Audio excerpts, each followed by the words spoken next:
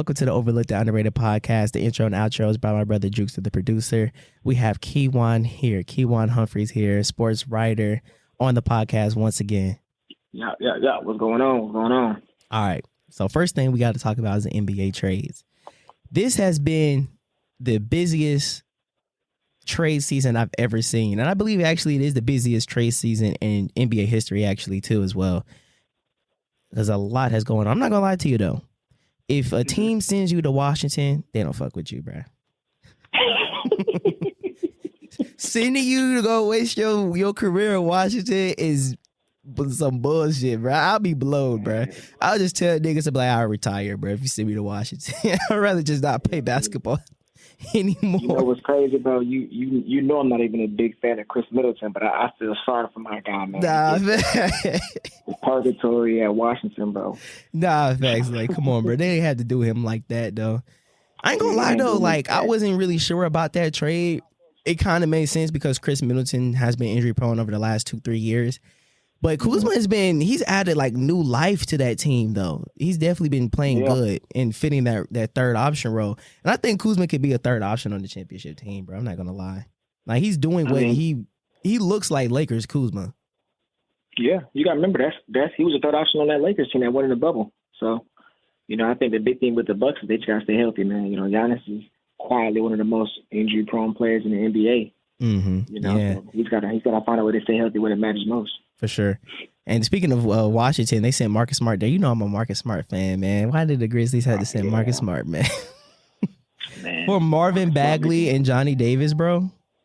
Man, Marcus Smart making that money that he ain't working to make, so you gotta get up off him. Yeah, he's been injury prone as well. I know he had a thumb. Last time I checked, he had a thumb bothering him as well. Yeah, man. So good luck to him for sure, though. So what I want to know is what's up with this deal? The Raptors trading Kelly Olynyk, Bruce Brown to the Pelicans for Brandon Ingram. What's the purpose of that deal? What do you think? Well, I look at the New Orleans Pelicans, and they made the trade in the offseason with the Hawks to go and get DeJounte Murray. Mm-hmm. And when that trade went down, as a Hawks fan, I was thinking, dang, we could get BI, because the thing with that trade was that's just a lot of moving parts.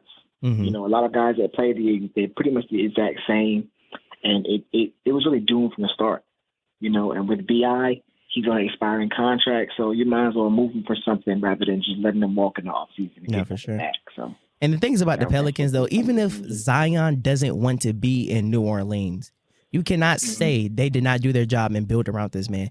If Zion has been healthy over the past 4 years, we would be talking about them being title contenders. Because the 1 year he was healthy, there was a 4th seed team. Like, they had a squad over there in New Orleans. Seriously. With McCollum, Ingram, they had Alvarez, they had Larry Nance at some point, Valanciunas.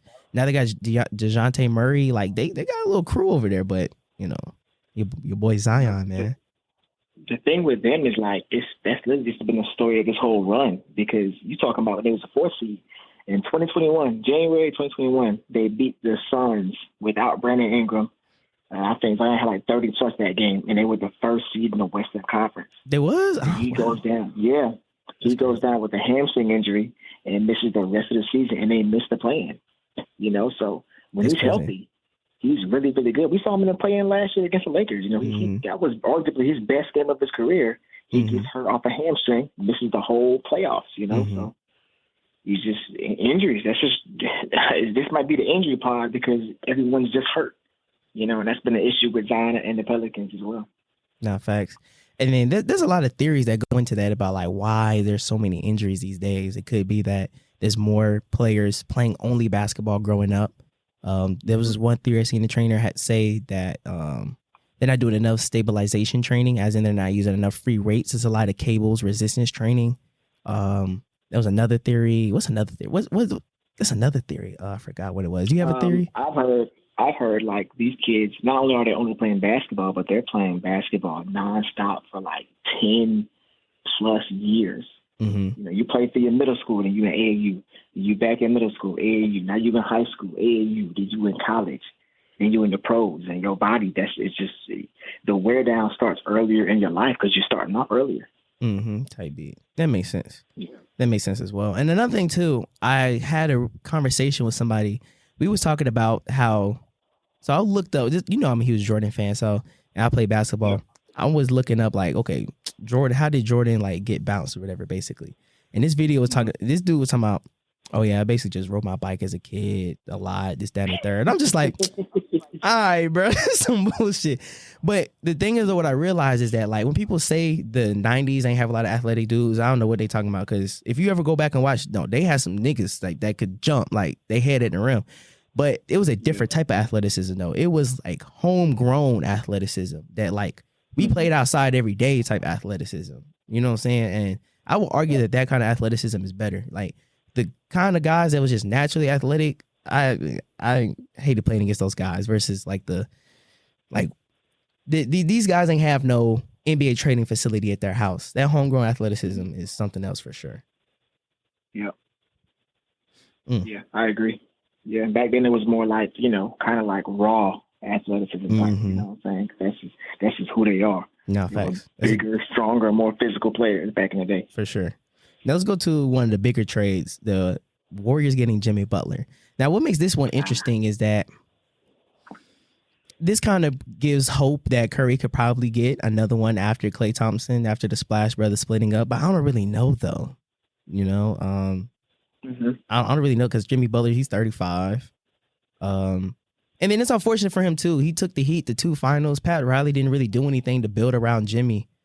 There was no additions, only subtractions. You lose Gabe Vincent. You lose Max Strus. Bro, people called me crazy when I said trade Tyler Hero back in 2020. They was like, oh, you going to trade your young star? And I said, yes, trade him and Duncan Robinson and get somebody. And then he ended up not becoming what people thought. Like, he's tough, but not what people thought. It's like, oh, wow, you should have traded him when people thought he was going to be much more. His value was way higher, but people know what he is now. But apparently I don't know what I'm talking about. I'm just a guy. I think Hero's breakout year was this season. And it just sucks that this was the year Jimmy wanted out, because now we're starting to see Tyler Hero become that really secondary guy behind, Jimmy Butler, but it's just a little too late, Sure. And I think the big thing with Jimmy is like, you're looking at all these other Eastern Conference teams that got better, the Bucks when they added Dame, Tatum, and Boston then when they got Holiday and Porzingis. But when they got KP, that was the difference maker right there. The Knicks when they got Karl Anthony Towns. Oh my God. He's been balling. Jimmy's looking around like, okay, all these guys I wanted, we're missing out on. Let me go. Yeah, I don't know what Pat Riley's doing over there, bro. He's just sitting there collecting dust or something. I don't know. Like, there's no way you just letting this stuff go by. You know what I mean? Mm-hmm. So, us as Atlanta fans, what do you think about the DeAndre Hunter and Karis LeVert trade? Okay, well, LeVert and George Niang as well. Yeah, we got LeVert, George Niang, and Terrence Mann from the right. Man, I ain't gonna lie. When the trade went down, I was like, man, what are we doing? But I'm not gonna lie. I'm at the point now where let's just get through the season and see what happens. Yeah, Hunter, it's kind of helpful though, because it's like we got somebody else that can create shots in Karis. You had that in DeAndre, but I don't know. It hasn't been bad. Like the additions haven't been bad. They've been playing good with the additions. It's like, I think similar to what I said with Brandon Ingram. DeAndre Hunter, he's having his best year of his career because it's a contract year. So it was either pay him more than he's probably worth, or trade him and get something, back rather than letting him walk. So for sure. We just gonna have to hang on tight. That's all we can do. The Cavs, they definitely won that one. Like, they got a huge plus because that was something that they needed. They needed a DeAndre Hunter, the 3-and-D guy that's averaging 20 off the bench. So the Cavs, they just may make the conference finals against Boston with that. You think I'm not gonna lie. I think them, if they don't make the conference finals, it's a failure. Really? Because they like, dude, when you have a record you have very high expectations. And I think I don't know if they're going to beat Boston, but I think it'll be a really, really tough series for Boston to just get through this team, especially with the addition of a DeAndre Hunter, who, like you said, fits perfectly into what they need. Now, the next trade that shook the internet. Luka for AD. Now, the thing about this trade, first of all, like, I seen it. I didn't even see like the notification or on Twitter yet or Instagram. I seen niggas talking about it in the group chat. They was like, Luka for AD? What? Is this? I was like, nah, that ain't real. That ain't happen. And I was like, huh? Yeah. And I was like, let me go to Shams real quick. I love the funny niggas talking about. Went to that shit, see Luka for AD. I was like, what? Yeah. That ain't happened. Like, it was talking about that man was hacked. That's what I'm saying. Like, I was doing something, and I said, oh, he got hacked. That's fake. And he kept tweeting. He said, this is real. This is real. I said, no way. What's going on? Bro, they had everybody in the league scared, bro. Everybody was like, damn, who untouchable? Yeah. Like, let me pack my shit up, bro, just in case. They trade literally, you know, nobody's untouchable. If Luka gets traded, nobody's untouchable. Maybe except Wemby. Wemby the only one. Everybody else, you know, keep your head on the swivel. Keep your head on the swivel. Unless you got a no trade clause like LeBron and Bill. Facts. Keep your head. You next up. You next to get shipped out. They said Luka. Hey. You know what I'm saying? So what's so crazy about that trade to me is the fact that, like, okay, well, first of all, the Lakers all-time team finna be even more broken. Add a Luka to that bit. On 2K. Then you got a 25-year-old and a 31-year-old. It's like, what are we doing? I mean, I just can't comprehend why you would trade that. And then Luka loses like what, $119 million as well? Yeah. On that trade? A lot of money. You lose a lot of money with that trade, bro. No. A lot. For sure. I'm not gonna lie to you. Like, there have been conspiracies out, you know, and and the more you sit and think about it, the more it makes sense. Because from a basketball perspective, it makes no sense to trade a 25-year-old player who just took you to the finals last season. Right. Any given day, he could be the best player in the world. And you trade him away for an injury-prone 31-year-old? And news came out that the Lakers were the only team that the GM called. Can you imagine the packages he could have gotten if he went to, like, the Rockets or something and got a bunch of young guys on top of draft capital? They didn't even get Dalton Connect in the trade. They just got Anthony Davis, a first-round pick, and Max Christie, Max Christie's nice, but it just didn't make any sense. Right. So looking at it from a basketball perspective, it's never going to make any sense. It's never going to make any sense. So I'm believing the conspiracies that people are saying, you know, because that's the only thing that is plausible to me. Are you talking about the one where there was like it was a business move to make international play even bigger, because to put them in a bigger market? You talking about like that? Well, what I saw was that the owners, because, you know, Mark Cuban sold majority of the team before they started the season. So the owners, they say that they own a casino like string or whatever, and they want to build one around the basketball team. But Dallas, Texas is banned. Betting is banned in Dallas. So they said, if we trade Luka, our team value goes down to where we can move this Dallas Mavericks team to Las Vegas. That's what I've heard. And in Vegas, they can build their casinos. So they told the GM, hey, you know, make this trade. You gonna get a cut of the pie. You gonna get a cut of the bread. You gonna make it in Vegas. Just make this trade and take the blame for it. Take the blame. I don't know though, because they did come out and say like, "Oh, we're not moving to Vegas though," or you just don't believe them. I don't believe them because it doesn't make any sense. You telling me like, I don't care. Like, the GM was like, defense wins championships, whatever, and then he says they were not confident in Luka's health. I don't care if Luka was 500 pounds. Y'all just made the finals last year. Y'all just made the finals last year. I don't care if he was doing crack in the training facility. y'all just made the finals last year. You do not make this trade. It makes no sense. It makes no sense. Interesting. Okay. Hey, but you know what made that trade worse, bro? AD got hurt, bro. First game, third quarter. First game. That was insane. I'm not gonna lie, that shit was insane, bro. I mean, I'm not laughing at the man. Like, I don't want nobody to get hurt, but it's just like damn. It's just damn. Yeah. And you know what's crazy? Watching the game, I think a lot of the basketball community watching the game was like, hey, this might be straight. Because AD was going crazy. And you know, Kyrie and them other boys was going crazy too. They said, dang, this team might be all right. And then AD goes down with a non-contact injury, out for several weeks. Yeah, that's what made it worse, bro. Non-contact, bro. It's just tough. But I will say this: if he can, I don't know how he's gonna do it. If he can be healthy, they may be a dark horse to do something in the West, though, for sure. Because possibly, they're a lot. They're very big because they still got Gafford and they still got Lively. That's a very big team. AD gonna play the 4 when everyone's healthy. Oh, for sure. Yeah. I think that Dallas Mavericks are going to be a really good team with AD, Kyrie, and then you got Gafford and Lively able to come in and be like the true big for him. So, you know, and I think a lot of people don't realize as well with that team is that I think they're the only team that beat OKC twice this year. You know, and both of those games were without Luka Doncic.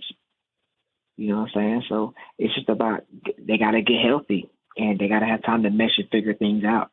But you know, we don't know. We're in February. The regular season ends in April.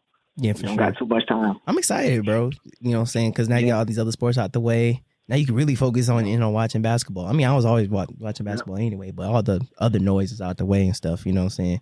But let's check this out. So boom, you got the Bucks trading Chris Middleton for Kyle Kuzma. Oh man.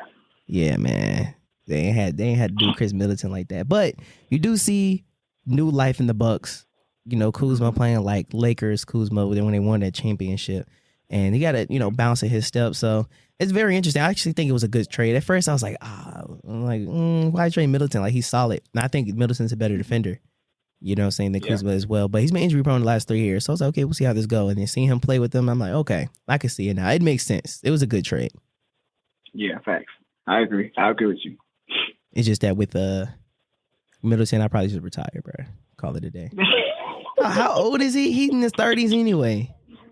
Yeah, he's been in the league for a long time. Yeah, bro, I think we need to start normalizing players retiring earlier. You know what I'm saying? You don't have to play till your late 30s. It's okay. Just stop playing at 32. There's nothing wrong with that. Hey, if I can make millions sitting on the bench, I'm chilling, bro. But your family, though, they need you. Man, they come on the road with me. You know what I'm saying? We'll be all right. But your kids gotta go to school. They can't just come on the road with you. Like, look. If I'm not playing and I don't show up, ain't nobody gonna miss me, man. Ain't nobody gonna miss Middleton and Washington. If you tell coach, hey coach, I'm gonna be out for like 2 weeks. Okay, go ahead. We'll see when you get back. Now I would say this though. I feel bad for Dennis Schroeder, bro. You're in Brooklyn. You get traded to the Golden State. That's across the country. Then you get traded again in like 2 months to I don't even know where he is anymore. No, he got traded to the Pistons. So it was the same day. He got traded. He was in the deal. He was in the Miami deal. They got sent to the Jazz. That's what it was. He got traded to the Jazz. And then like with like a few hours later, traded to the Pistons. I'm just like, damn, I'm just throwing that man around. Yeah, facts. Like, it is. And you know what? I think he started this year off in Toronto. I think so. No, he was in Brooklyn. Yeah, that's right. Yeah. You just feel bad for him a little bit. You know what I mean? Because it's like, you live in hotels, bro. And it was crazy too. Like, Golden State was looking forward to having Schroeder. They was like, yeah, we needed another playmaker, someone that could create their own shot. This down the third, just to trade this nigga, man. I don't know what they thought they was getting in him, though. You know what I'm saying? He's a good player, but what he gonna come? He ain't gonna come and change the culture for you. You know? Now, what's he gonna do? Now, I think one of the most underrated trades, and I think one of the best trades, is Fox to the Spurs.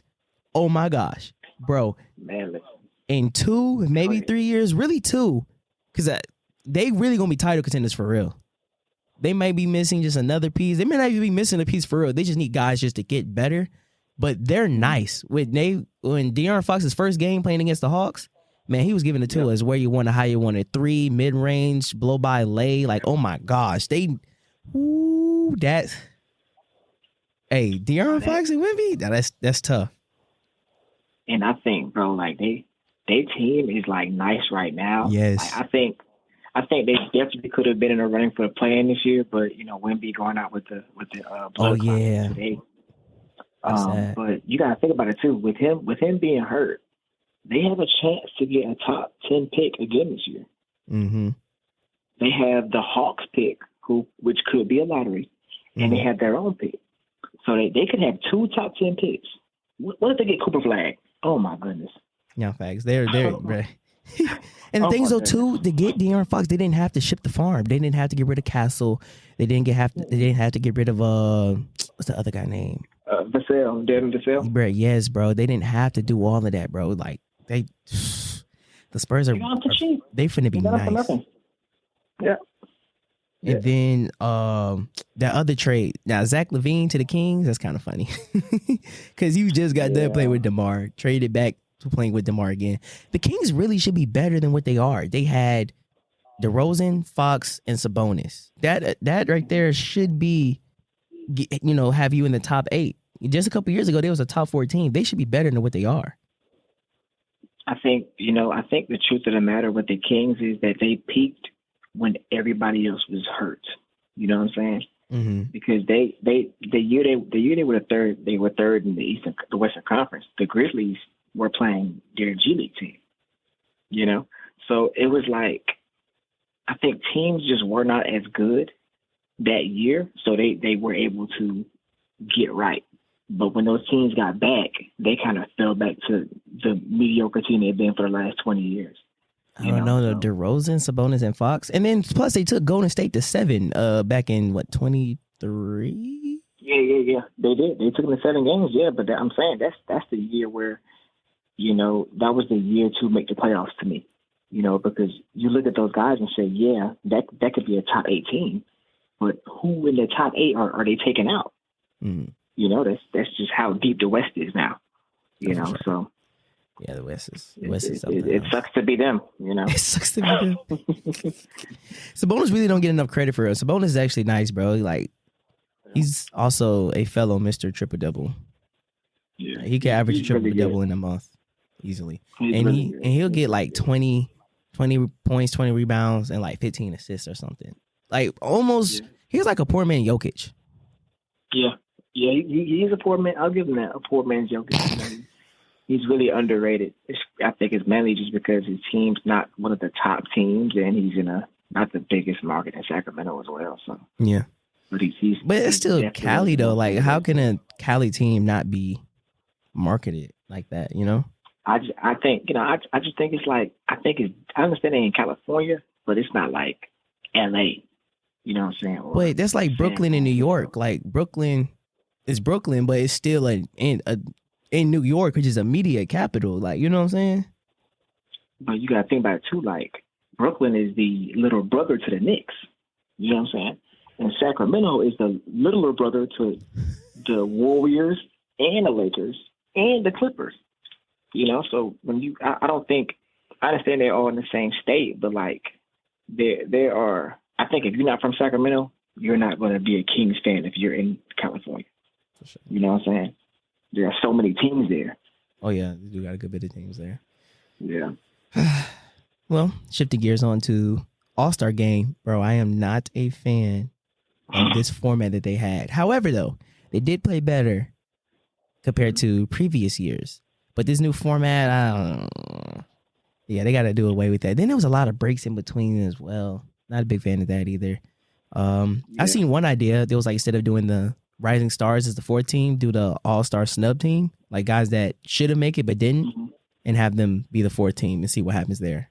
What do you think? Yeah, I think that would definitely be better than doing the Rising Stars, because Draymond was saying it on the telecast. He was saying, man, I worked so hard to be an All-Star, and these rookies are playing in the All-Star game. They don't deserve anything. That's the players' fault. They're the reason why they're there. If they played better not better, but like 70% minimum, right? Mm-hmm. Yeah. We wouldn't be here. Nobody's saying give us a game 7 performance. Go out there, give us everything you got. You could give us 67, like a regular pickup game, bro. That's all niggas is asking for. Yeah, guys play a lot harder in their open runs in the summer than they do in the All-Star game. And then people talk about the risk of injury thing, but like, when was the last time you seen someone get hurt in the pickup game, though? I mean, I said pickup game in the All-Star game. I think that's because they don't play, though, you know? And I think I watched somebody on, I think it was the Gilbert Arenas podcast. They were saying how there's so much that they have to do during All-Star weekend that by the time they get to the game, it's like, okay, we got to play the game too. You know, because they got appearances and the practice and all that and all this other stuff to do before they even get to the game. They're already drained. They don't want to be there. So they got even more to do along with the game. They're not going to play. You know, they're just not going to play. Bro, but the All-Star game is one of those situations or like chances, opportunities to show like, okay, for example, let's say it's you and this other guy, y'all the best of y'all position. That's the chance to show like, okay, we may be the two best, but tonight I'm gonna show I'm the best at a position. Like, you feel what I'm saying? That's what the All-Star game is for. Moments like that where you can see these two guys match up, or like where you get to finally see the dream of these two guys playing with each other too at the same time. You know? And guess what? That second thing you said, I was thinking the same thing. But the thing is, players are teaming up so much now. We see it on a regular Tuesday, these two superstars playing together. That's just the way the league is now, too. You know, back then, like, we got LeBron and Luka on the same team now. What is the equivalent of that back in the day? How far back? Like 2005? Like, back in the 90s. Like, who was that? Bro. Like Kobe and MJ playing together on the same team. Yeah. That would be crazy. I was going to say Jordan and Drexler or something. Yeah, okay, Jordan and Drexler. Those are two guys there. The league has become, everybody's so buddy now. There's no rivalry, so nobody cares about any other player enough to play hard in the All-Star game for that rivalry. And then everybody teaming up together, so these dream team-ups we're seeing on a regular Thursday night. Facts. You're not wrong there. You're definitely not wrong there as well. So how about this, though? So we've seen this in Unrivaled. I'm actually a big fan of Unrivaled. Unrivaled has a lot of good games. They had the 1v1 tournament. It was really good. And I was talking to my friend Gabe about this before, about the 1v1s. I was like, bro, they should do a 1v1 tournament. He was like, they're not going to do that. And I've heard like this in countless other areas as well. They're not going to do that because of like the chance of hurting their brand. Like, imagine losing the 1v1, right? Like, that would hurt their brand. And you know, Negroes on the internet is going to take it to hell. Me and you and other real basketball heads will know, like, okay, these NBA guys are really good at basketball. It's nothing for someone to not miss in a 1v1 setting and just 12-0 someone. But niggas on the internet going to take that shit to hell if they get 12-0. So I can see that being that being a reason for people not want to do it. But fuck that, bro. Play 1v1, bro. Come on, bro. A 1v1 tournament, that's something that we really want to see. I think, you know, what's funny, they were actually talking about it. They were talking about the potential of a 1v1 Yeah, with Rachel Nichols? Yeah, like, I think that how you get people to do it, you got to put that money on the floor, bro. Mm-hmm. You have to if you win this tournament, you get X amount of money. Because otherwise, like you said, they're not going to play. Because I'm not going to play this guy on ones. And if I lose, I'll drop down in the quote-unquote rankings of NBA players. I'm not going to do that. Yeah, people laugh at me and shit. Why would I do that? Exactly. Why would I do that?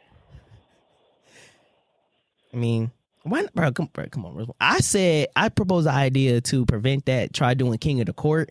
That way, one nigga don't just get 12-0 or something. You know what I'm saying? Yeah, like, if you get off. That would be dope, too. You know what I'm saying? Then the next nigga get on. But then Gabe proposed, like, okay, what if, like, let's say it's game to 7, right? KD gets 7, LeBron gets 5, and Giannis has 0. What then? And everybody gonna be like, oh, this sorry nigga Giannis ain't score. But it's like, the way King of the Court works, though, you could just not touch the ball like that. You feel me? Like, what if this nigga only had 2 possessions for real? You keep getting scored on, yeah. So, I mean. You know, did you used to watch the Team USA when they would be doing the training camps? Yeah. That shit was hard, yeah. Yeah, I if they could bring that to All-Star Weekend, that for sure, bro. That'll be fire, bro. Really, I think they know people want to 1v1 because it's not. This is no way we're the only people talking about this. Or like it's had to have been brought up before. It had to have been, but they should have. I don't know, done something like a 1v1 is just one is so bad, bro. Like imagine getting to see Kyrie and Curry go 1v1, bro. Yeah, it would be fire. KD and LeBron 1v1. Giannis and what? Jaren? Do you want to see Giannis and Jaren Jackson 1v1? Man, no. More like a Jokic and Joel. I would rather see that.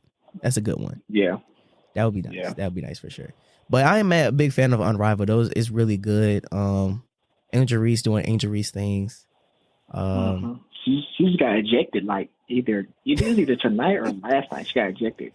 Is she the only player getting ejected? What's up with that? The first in history to get ejected. Nah, that's insane. That's insane work.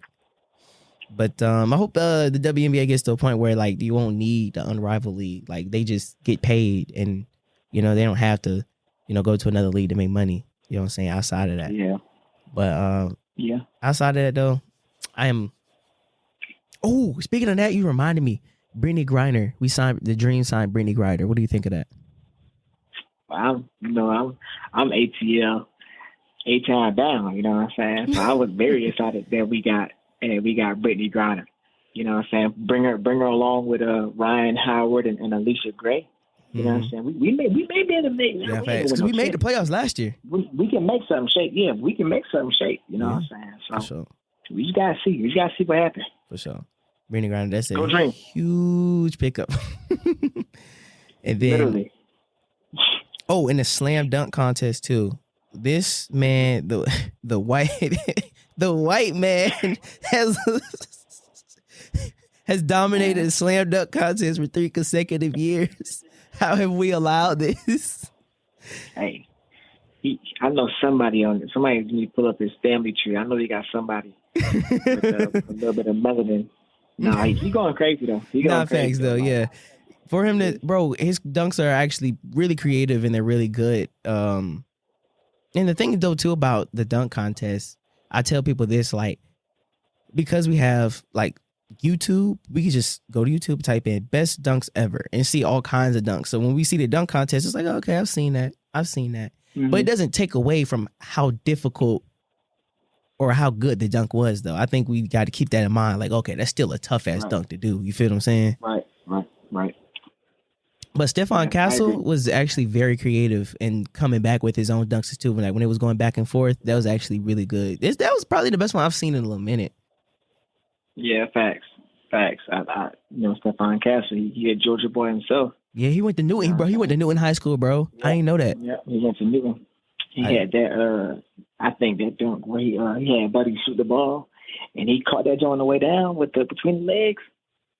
That joint was nasty. Oh, yeah, no, that's tough. I don't know how you come up with that one. That's tough. That joint was nasty, bro. Wait. Out the net between the legs finish? That's tough. That's tough, bro. Yeah. It's tough. But when Mac McClung did I think it was the last one. Which one was it? Not the rim tap one. It was some other one he did. I think it was like a lob, some sort of lob, wasn't it? Mm-hmm. You know what I'm talking about? What did he do?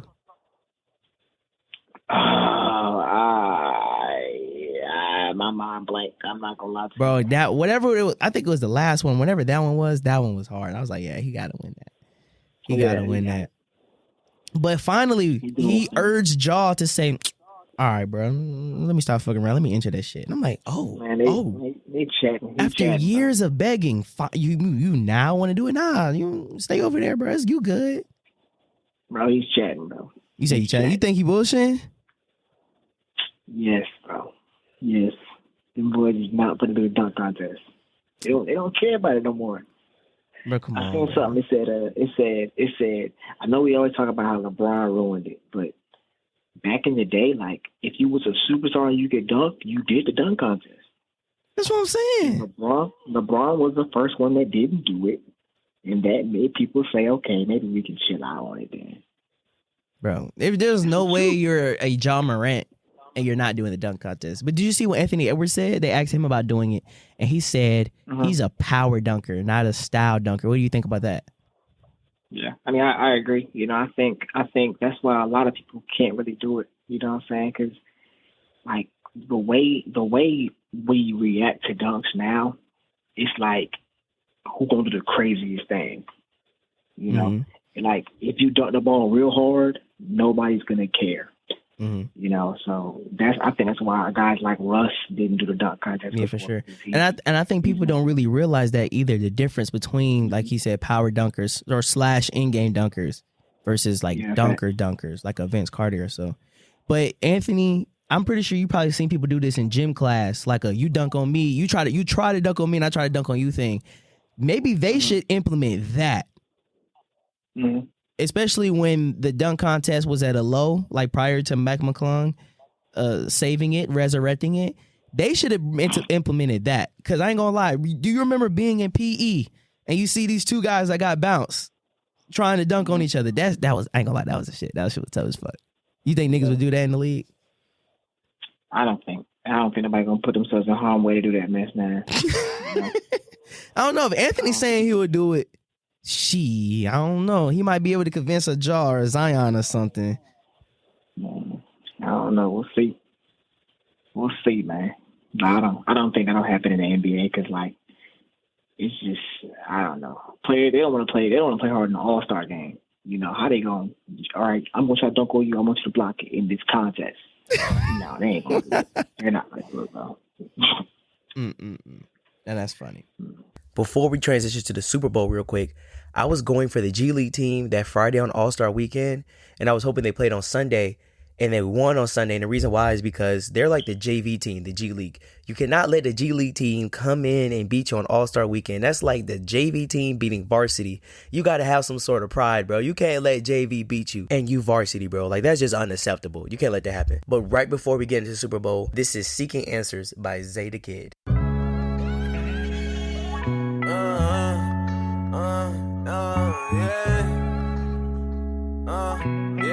So slime, baby. Yeah. Told Mike teach me the game, I'm tired of seeking these answers. The way she try to keep a pole, man, you would think she a dancer. I'm tired, but I've been on the road like I play for Bama. Told her I come from the south where they mix lean with the Phantom. ELA ain't my favorite subject, but she say she fuck with my grandma. Ain't come with no bag and she like the way I handle her. Too ignorant for the media, I don't like cameras. My favorite team, Miami, brother told me keep your heat with you. Prophetess of the hood, I bring the church out in the street, nigga. Lately this shit been getting easier, Tay said they can't compete with you. Bro told me that he might go crash, I told him keep it P, nigga. Just like the letter A, I'm the one they wanna be, nigga. Foster service E, ain't calling by no money, phone on D&D. Stay with premium gas, so you know I never be on E. Styrofoam on F, camera rap be full of G. And all these beats I kill be murder ones, you know I got degrees. When I needed help like CP3, they ain't give me a ring. Time for elevate, imagination, I'm living my dream. Yeah, and that's real. Communication through my microphone by pain that I feel. The label invoice me still for telling stories about the life that I live. Ain't stopping till my destiny is fulfilled. Say let me chill, cause I told Mike teach me the game, I'm tired of seeking these answers. The way she try to keep a pole, man, you would think she a dancer. I'm tired, but I've been on the road like I play for Bama. Told her I come from the south where they mix lean with the Phantom. So slime, baby. ELA ain't my favorite subject, but she say she fuck with my grandma. Ain't come with no bag and she like the way I handle her. Too ignorant for the media, I don't like cameras.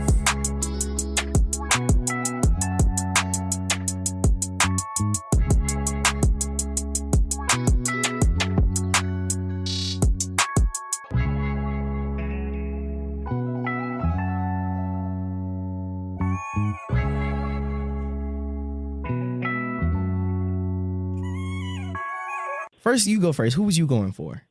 Then I'm gonna get into my little spiel. I'm going for the Eagles, man. I ain't gonna lie. I wanted the Eagles to win. You know, Chiefs, they smooth, they cool, but I didn't want to hear all the GOAT talk about Patrick Mahomes. Oh my gosh, what? Fly, Eagles, fly. That's what I was on. Oh wow, fly Eagles, fly. As a Falcons fan?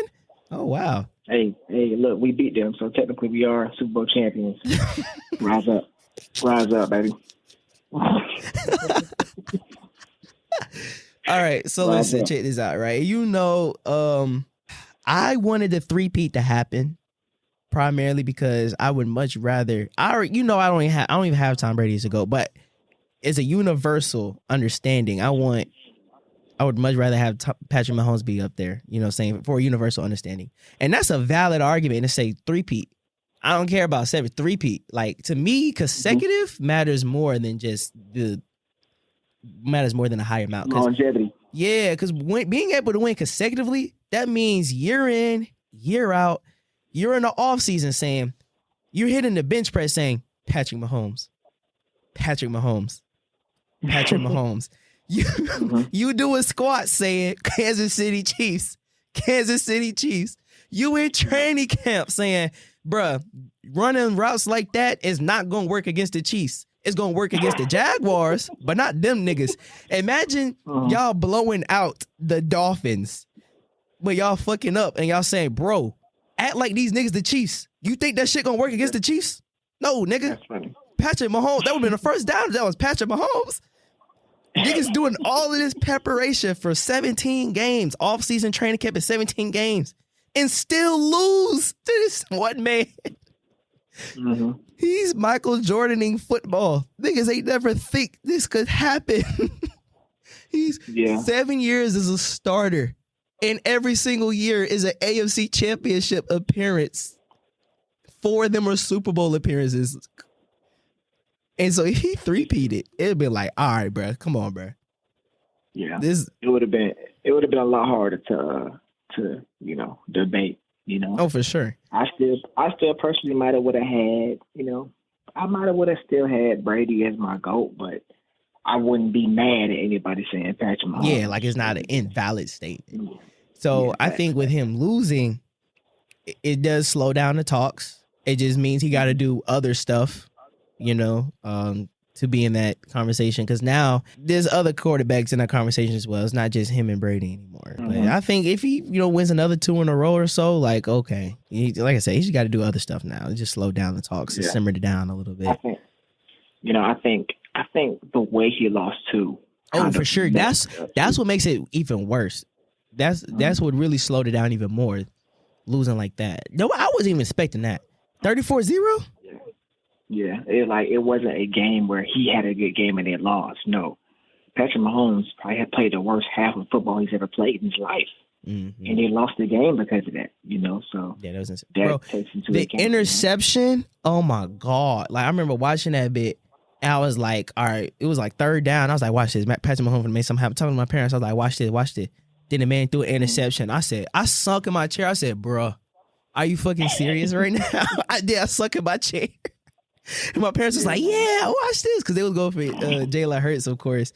But either way, I'm happy. You know what I'm saying? We got 2 black QBs, especially, Jalen Hurts. Jalen Hurts represents a lot. So I was happy either way. And then plus you got the Super Bowl halftime performance, which I talked about in another episode. Y'all go check that out with my friend Nick. It was I would say, I can't say it was a good game, but, that's the way it went, Yeah, that was very disappointing. Jalen Hurts, to me, I think I said when I first started talking about the Super Bowl that I thought I didn't want to have the Patrick Mahomes talks after they win, but the Jalen Hurts talks after they won might have frustrated me just as much as the potential Patrick Mahomes talks would have been if they had won the Super Bowl. Mm-hmm. Jalen Hurts, people are saying, he's top 3 quarterbacks in the game now. I'm like, whoa, slow down. I'm like, whoa, slow down.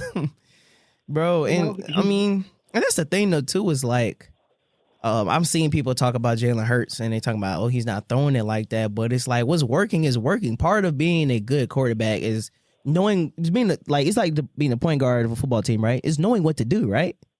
So being a good quarterback, knowing what to do, saying like, okay, y'all can't stop this guy. You're gonna keep feeding him, right? Yeah. Y'all can't stop my run or our run. That's what we're going to do, right? I agree. I agree with that. I'm not saying he's bad by no means. I know you, but I'm talking about like he's a really good quarterback. Not you. I'm talking about like just the media in general that I guess talk bad on him or whatever. And then he had a great passing game too in the Super Bowl as well. Yeah. So yeah, but me personally, I'm not gonna lie. I look at Jalen Hurts now maybe a little bit better than the way I look at him before the game, you know. And I know you just talked about how, okay, if I know this thing is working, cool, but I think there are at least 7 or 8 quarterbacks who, if you put on the Eagles, they win the Super Bowl. You know, because that's how good their team was. Right. You know, so Jalen Hurts, I think this championship was more about, okay, my team is just better than yours. And if I don't make a mistake, we're going to win the game. You know, and that's just the way I see this Super Bowl win. You know, we're going to run the ball 20 times. My defense is going to play really well. I just can't give you the ball. Right. I can't give the other team the ball, and I'm going to win the game. Am I going to win the game? So let me ask you this about, what do you think about, I'm actually surprised Josh Allen won MVP.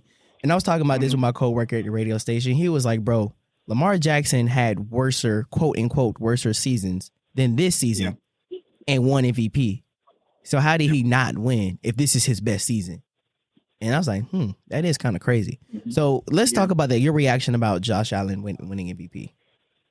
Man, I think it was like Josh Allen winning MVP was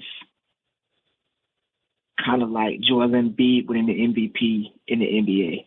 You know, we know this other guys had a better year. We know the other guys probably better than him, but just for the sake of narratives, we're going to give Josh Allen the MVP. You know, because Josh Allen, you know, he had a better record than Lamar this year. He had less help than Lamar this year, you know, so okay, we'll give you the MVP. But the crazy thing that NFL did is on the all NFL team, Lamar Jackson was the first team all quarterback, or the quarterback on the all first NFL team. So how does it make sense for the MVP to be on the second all pro team? Oh, kind of like when LeBron said, how are you second team all defense and win defensive player of the year? Yeah. So I just see it as it was a sympathy. Like, okay, Josh, you ain't won one yet, so here you go. You know, if we don't give it to you this year, we might not ever be able to give it to you. So here you go. Kind of like not almost like the James Harden thing, but it got to the point where it's like James Harden got hold twice where he probably should have got it, and he finally got it in 18. Yeah. But yeah, I definitely do think Lamar should have got it for sure. But what do you think about him losing 0-4 against Patrick Mahomes in the playoffs? Who, Josh Allen? Oh, yeah. Man, it's like, I just think Josh Allen, he's at a point now where he's just a monster in his closet, a monster under his bed that you have to go through if you want to get where you want to get. And Josh Allen, he hasn't played bad in none of the games that they've lost. He's just lost them. Oh, for sure. You know, so if you, it's just tough that it's to the same player over and over. That's what I'm saying to people, bro. Like, he's literally stopping people from getting rings, bro. Yeah. So, you know, how I feel about it is it sucks to be him, you know.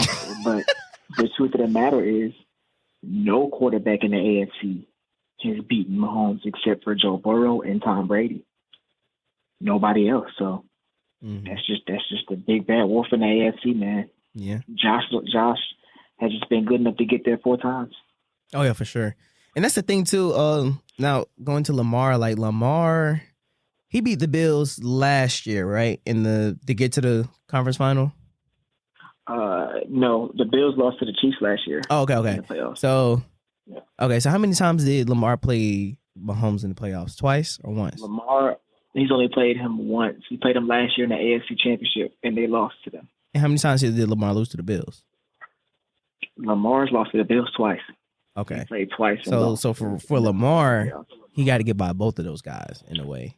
He do, yeah. And then for Allen is to get by Mahomes. That's crazy, bro. But at the end of the day, it all comes down to one guy for real. It's just tough. He's the big bad wolf of the AFC, man. And I'm glad my team's in the NFC. We don't got to deal with him to the Super Bowl, so. Oh, I like Michael Penix Jr., bro. We got another lefty black QB. He's nice. He's nice, bro. They should have been played him, man, bro. They should have been played him, man. I could talk on a whole 30 minutes about Kirk Cousins and how he ruined our season, along with Raheem Morris. Man, that was ridiculous. You You know. Don't worry. I got a podcast episode with Angry Atlanta fan. Mm-hmm. Angry Atlanta fan coming soon, y'all. We just trying to get a day. Apparently, Angry Atlanta fan works overnight and stuff, so he be sleep during the day, bro. I'm trying to get him on a podcast episode. He do, bro. Yeah, I'll be like, dang, bro, wake up, Negro. He be like, my fault, bro. My fault. Get your ass. Like, what the fuck? Bro, that's how he talk, bro. That's how he talk. That's tough. All right, so look, before we get out, who do you got making the finals so far?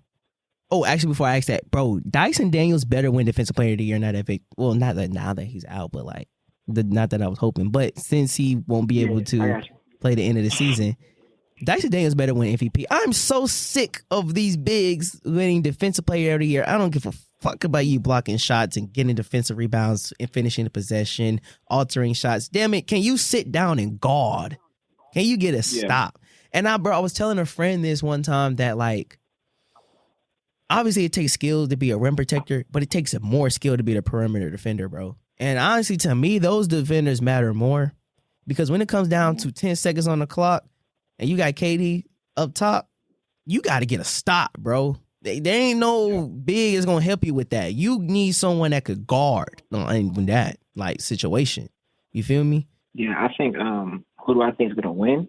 Yeah. Well, make the finals and who you got winning the finals. Man, I ain't going to lie to you. Wait, you talking about the finals or Defensive Player of the Year? Oh, finals. But you could comment on the Defensive Player of the Year statement if you want. Well, you know, as a Hawks fan, I would love if Dyson would win it, but the truth of the matter is that the voters are going to vote for the bigs. I don't know why they do that. Like, let's be for real. Like, bro, what Dyson Daniels is doing this season, bro, this is the first time someone has averaged 3+ steals in a season since, like, what, Alvin Robertson or something? Yeah, thanks. Back in, like, 83 or whatever year that was. I'm exaggerating a little bit, but yeah. I actually seen the year. It said this is the first time since John Stockton in 1990, I think. Mm-hmm. And then he's leading the league in deflections. Like, come on, bro. Like, be for real, bro. Like, if you dribble the ball around him, that's just getting poked. Like, I was watching a game today against the Magic. Niggas just dribbling around him, driving. He's not even guarding. He's just there. And the ball is just in his hand, bro. He just reaches, his ball is there. No foul, nothing, just clean. Yeah. Yeah, he's really good defensively. Really, really good. But for your finals question, I'm going to start with the West because that's easier to me. I think the West is OKC's to lose. They've just been the best team in the NBA so far this season, so I think they're going to make the finals. You said OKC? Out the East? Yeah, OKC, yeah. Okay. Out the East, I'm going to give Boston the benefit of the doubt, you know, just because they're the defending champions. I'm going to put some respect on their name. You know, Cleveland's really good, but I don't know if Cleveland can get them 4 times. I don't know. Oh, for sure. I don't think Cleveland can beat them 4 times. Yeah. Unless something goes wrong, like Kristaps is hurt or something. But other than that, nah. Mm-hmm. Yeah. What about you? What you thinking? I mean, I would like to think OKC can make it, but I just feel like I think someone could beat OKC. I think OKC would probably make it to the conference finals. But I just feel like a more experienced team will beat them. Denver is quietly getting up there. Like, they've quietly become. Yeah, that's really. I would say Denver. I think Denver could beat OKC. Mm-hmm. And depending how, I ain't gonna say them. I'll probably say Denver. I think Denver could beat OKC in the conference finals. Yeah. But the biggest thing for me is matchups. So if the Thunder play the Mavericks, if it's like as is, right? They play the Mavericks first. I think they will beat them. Nuggets play the Timberwolves. I think the Nuggets could beat the Timberwolves, especially because they got Julius Foulius, the terrorist. That man is a terrorist, bro. Get him off the squad. Yeah, that's gonna go down as one of the dumbest trades ever. I'm not gonna lie. But I remember I was talking to somebody in media. They said they had did it because they couldn't pay him or something, or like it would have went over. It was some like contractual thing that prevents you from building your roster or something like that. The second apron. Huh? The second apron. Something. I forgot what it was called, but it's something though. But hey, yeah, that was bad. That was really bad for sure. Because now New York, they looking like title contenders, bro. Yeah, facts. Did you watch Court of Gold? I didn't watch it yet. No. I've seen clips everywhere, but I have not watched it yet. No. So watching Court of Gold, I talked about this with my friend as well. Court of Gold made me realize, obviously you got the head of the NBA, KD, LeBron, and Steph Curry. Those are the 3 generational guys. When these guys leave, I'm not gonna lie. Are we beating people by 40 plus anymore? No. But we're still beating them by 15 to 25 points. That's still blowing them out. It's not by 30, 40. I mean, it depends who we play, but we're still blowing them out for the most part, right? Are some games closer? Yeah. But the biggest challenge for Team USA is getting together in 2 months and making it work. But that's also a testament to how good they are. And that's kind of really the point. The fact that they could get together in 2 months and make it work. You feel what I'm saying? Them folks in other countries be heated. They be like, yeah, man, we've been playing together for 10 years and these guys just show up for 3 weeks and play basketball? Hell yeah! Do you know who these niggas is? Like, what the fuck? Yes, Negro. The only reason why this shit is close is because they just got together, bro. But anyway, bro, if you watch this shit, them niggas be heated. They be blowed, bro. The fool said, yeah, bro, we would have beat them, but they got this dream team bullshit over here. Bro, they mad. Like, they dead ass tight, bro. And then my friend, he was like, bro, you wouldn't be mad either? I was like, shit, I don't know, bro. Like, it's KD and LeBron. Bro, you see the shit that fool said? You over here guarding Adebayo, Kevin Durant open. Guard Durant. Fuck Adebayo. This shit. Yo, that shit hell, bro. But anyway, what I've realized is, I'm not gonna lie, I'm kind of concerned for the next Olympics. And why? Because without KD, without LeBron, without Steph, in the next generation, there is no generational talent. And that's what I'm seeing. That's why I'm concerned. Like, yeah, we got Tatum, D Mitch, just naming guys, D Mitch, D Book, Edwards. And all of these guys can hoop. They're all tough. They all could get you a game. But I don't feel like they could truly take over a game. Like, if you said, give me 8 straight, I don't think they can, like, okay, I'll get you 8, 12 straight. You know what I'm saying? Oh, we need to put this guy in the box. I'll put him in the box. We need to play mate, get guys, available. Okay, but I could get 7, 10 assists tonight. Like, just do whatever they want, how they want, because they could truly control the game. But I don't see nobody else that's a true generational talent after these 3. And that's why I'm concerned for the next Olympics. I'm not going to lie. Mm-hmm. Yeah, and you know what? I think it goes back to your previous point about the players being good enough to just come together for a couple of weeks and win the Olympics. Mm-hmm. I think that just shows how good KD, LeBron, and Steph and them are. Mm-hmm. Because you look at the FIBA games, last year, last year, but the FIBA, we didn't win the FIBA tournament. You talking about the World Cup?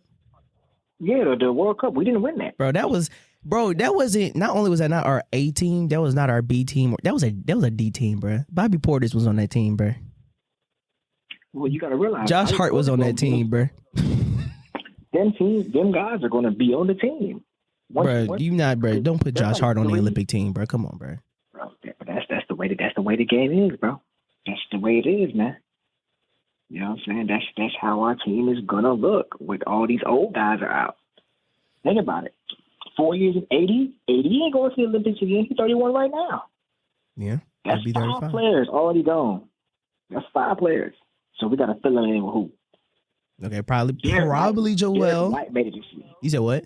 Joel probably not playing again. He can barely play the dang freaking regular. Wait, what'd you say? What'd you say before I said Joel? I'm saying Derek White made the team this year, the Olympic team. Mm-hmm. So them players that are not superstars are going to be on the team in 2028. Yeah. That's how it's going to be. That's the only time I'm concerned. I'm not going to lie. Then you have to put together a redeemed team after. I hope not, though. Yeah, but for sure. The fool said the Americans, they may be masters at basketball. Hey, man. Bro, I was watching Kuriko's basketball. It's a basketball anime. They live in Japan, but like there was this one guy that he's Japanese, but he moved to America and moved back to Japan. They was like, oh, so he was at the source. I said the source. That's good. I was like, that's how they view us when it comes to basketball? That's crazy, bro. But real quick, let me say this. And the reason why we don't have a generational talent is one, and along with a lot of other things that's like kind of going wrong with the league right now, is one, we don't recruit from they don't recruit from the hood anymore.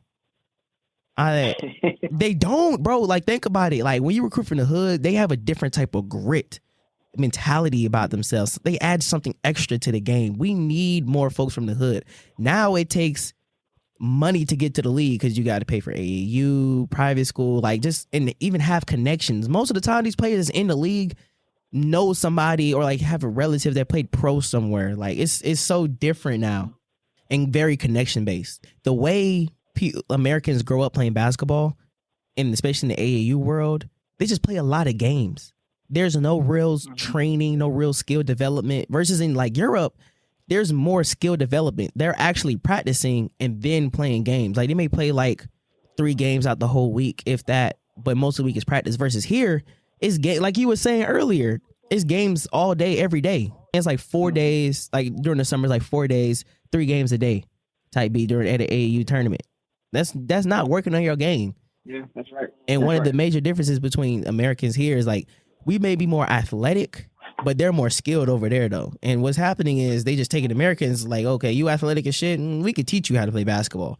And that's why we're seeing these players have breakout seasons 4 or 5 years later. Yep, that's right. That's my little spill. I'm gonna go on a little 3-point rant as well a little bit later.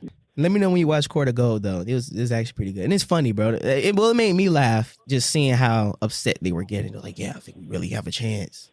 Nigga, no, you don't. Yeah, you have Lou Dort. They were just excited. I know Serbia was excited because they was up like 15 or something in the semifinals game. They had Jokic. The only reason at that time when I was watching it, I was concerned about Serbia was because of the playmaking of Jokic, and he could get guys open. But I was like, we gonna beat them anyway. But it's like, that's the only reason why I was concerned, because just Jokic could just get niggas open and shit. But it's like, bro, just play the nigga 1v1, bro. Put a forearm in the nigga chest. Don't let niggas cut, and then you should be straight, bro. I'm gonna say but you can't guard Jokic 1-on-1 though. That's what killed him. Bro, he not finna score 70, bro. He might be that good.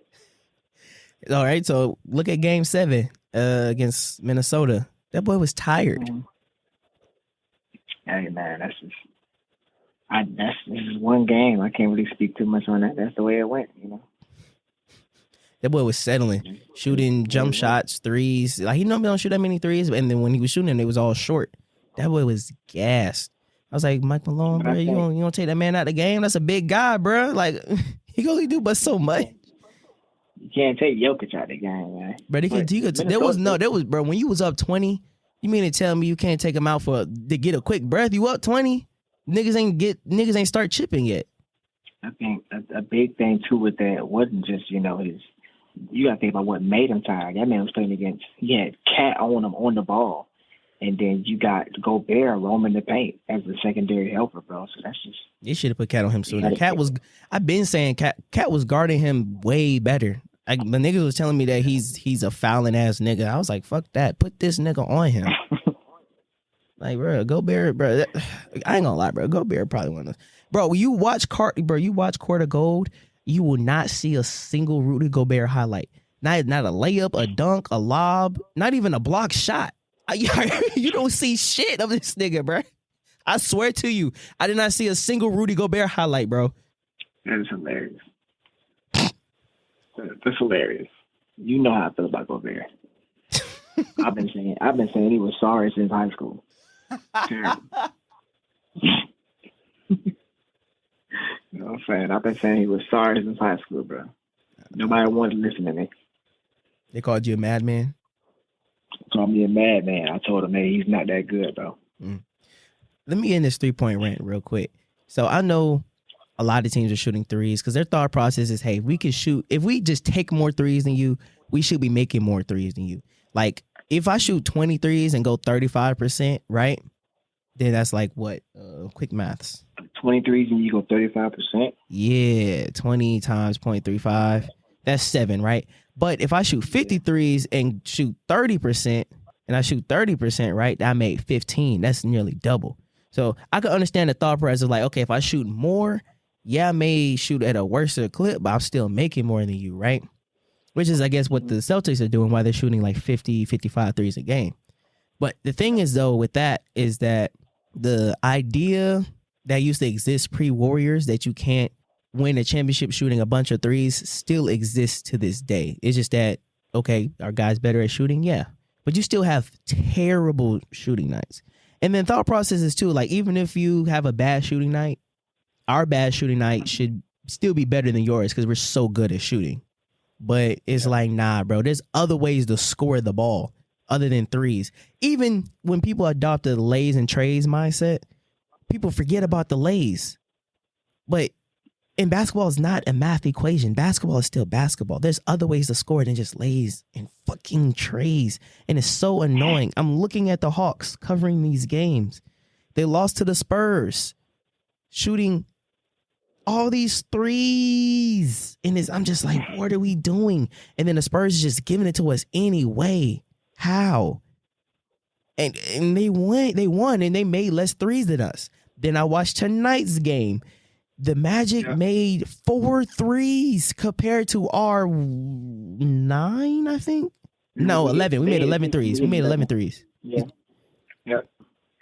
And we lost. Why? Because there's other aspects of basketball. They're just blowing by, layup, get behind the defense, overhead pass, layup, transition. I'm just like, so, okay, so you can still win without shooting a bunch of threes.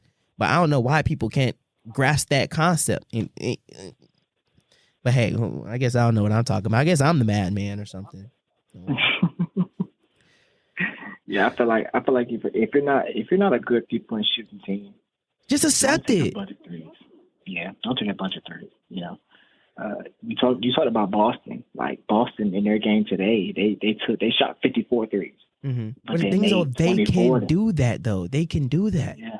Everybody thinks that they're the Warriors or they're Curry, and it's like, no, that doesn't work. That only works for certain teams and certain players, bro. Like the Hornets, who did they play against when they combined for 75 missed threes? I don't know. It was one of them. It was another bad team, though, for sure. But you know what game I'm talking about, right? Like, why are we combining for 79 missed threes? That's unacceptable. Mm-hmm. Yeah, we're shooting too much, especially if we're not hitting. Yeah, I'm with you. I agree with you. And as we finish this topic real quick, there's an old saying, a fast nickel is better than a slow dime. And even though you could get the slow dime a little bit faster than you once was, it doesn't change the fact that a fast nickel is better than a slow dime. It always will be, and it always has been. The fast nickel being, the 2, getting a 2. You know what I'm saying? I could always make more layups than you can make threes. I don't care how good you are at shooting threes. Yes, you could probably make threes faster than, 15, 20 years ago, but it doesn't matter though. A fast nickel is still better. So that's what I have to say about, the 3-point era in the NBA. I mean, you really hit it. The 3 ball, I think I saw a podcast. I think it was Javon. He was saying, the NBA now is a lot of like accidental basketball. Oh yeah, he was quoting Kobe. Yeah, who could run the fastest, who could shoot more. I think that's really what a lot of the NBA is doing right now. It's just we're just gonna run and we're gonna shoot, and we're gonna run and we're gonna shoot, and then that should win us games. But when they're gonna realize that it's not working, like you're doing it, but it's not working. Yep. If you don't got the personnel, it's not gonna get the job done. So nah, facts. Because like Giannis and the Bucks team was not a great 3-point shooting team, and they still won. Yeah, they was really good defensively. And then even that year when they the Bucks lost. One of the reasons why they lost. Actually, both of them wasn't shooting good from 3 when they went to Game 7 against Boston back in 22. I remember. I think it was the Bucks that was like 4 of 34 from 3 or something. And the Celtics didn't shoot good for 3. No, they did have a good 3-point shooting day, I think, that day. Game 7. In Game 7, they shot their lights out. Yeah, they did. The other games, they didn't shoot too good from 3, but for some reason, Game 7, they did. But 4 of 34, like, that's not okay. Long shots lead to long rebounds, which lead to fast breaks, and this, that, and the third. The whole you can't win championships shooting threes still exists. It's just that the Warriors were the exception. I don't think people realize that. But why were they the exception? Because they had 2 of the greatest shooters ever. So that's why it could work. Mm-hmm. I also think like it depends on like your like the players you have. Boston adopts this 5-out game plan, like game style. Mm-hmm. So we're okay. We probably got Tatum up top, and Tatum's gonna attack, and when he attacks, that makes the defense collapse, and that just creates open looks. But also too with the Celtics is that they're not just full of opportunity scorers, because with this whole like lays and trades thing, the league has a lot of one-dimensional specialized players. And now you have a lot of teams. You wonder why the teams aren't good.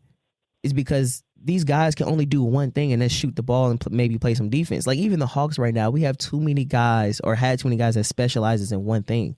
We need guys that could put the ball down, put that thing on the flow, get to that Baja, and do something. Because like you look at Derek White. Derek White could get to the Baja and then pitch something out. Drew Holiday, we know he get to that Baja.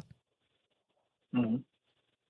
So that's 4 guys minimum between. So it's all about your personnel, man. You gotta have the guys to get the job done. That's 4 guys minimum on the floor that can do something by putting it on the floor. Between Tatum, Brown, White, and Holiday, that's 4 guys minimum.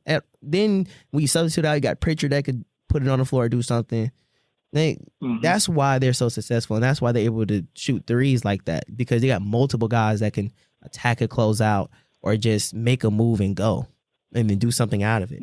I guess guys just need to go get better at basketball or something, bro. Quit being one-dimensional. Like, why would you just have one part of basketball mastered? Am I tripping? No, it's valid. Because like Duncan Robinson, bro, when they said, all right, bro, we're going to force you to put the ball down and see what you do. That nigga was ass, bro. And then what he do? He learned how to put the ball down, and he added a flow game. Now you can't just run him off the line and expect him to just turn it over or something. No, not now. You got to respect that, what he could do.